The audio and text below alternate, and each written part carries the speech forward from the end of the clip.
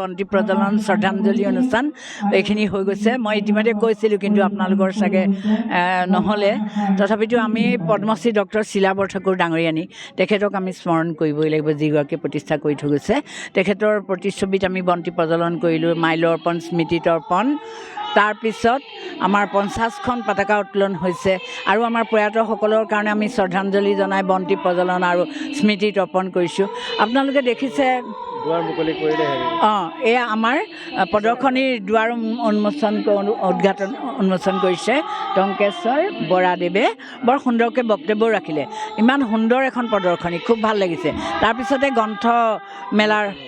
গ্ৰন্থমেলাৰ দুৱাৰ উদ্ঘাটন হ'ব তাৰপিছতে আমি লগে লগে সময় খৰচ নকৰোঁ বুলি ভাবিছোঁ কাৰণ আমাৰ কেইবাটাও অনুষ্ঠান আছে বুৰঞ্জী সন্মিলন হ'ব বুৰঞ্জী সন্মিলনতো আমি কলিয়াবৰ সম্পৰ্কীয় বিভিন্ন বিষয় ৰাখিছোঁ বিভিন্নগৰাকী গণ্যমান্য ব্যক্তিক নিমন্ত্ৰণ কৰি আনি আমি বক্তব্য আগবঢ়াবলৈ যত্ন কৰিছোঁ তাৰপিছত আহাৰ বিৰতিৰ পিছতে আমাৰ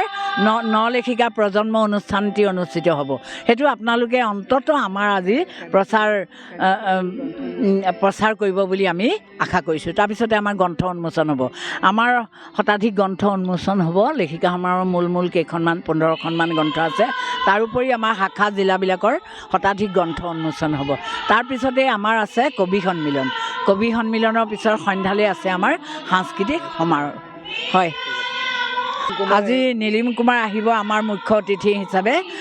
তেখেতে কবি সন্মিলনত থাকিব আপোনালোকক এইখিনিতে জনাই আমি খুব সুখী হ'ম যে নীলিম কুমাৰৰ একমাত্ৰ জীয়ৰী সৃঞ্জনা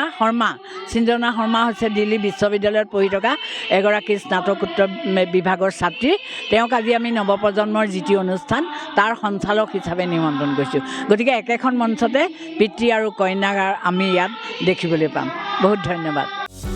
যিকোনো খবৰৰ বাবে যোগাযোগ কৰক আমাৰ এই নম্বৰত 9181 307 2221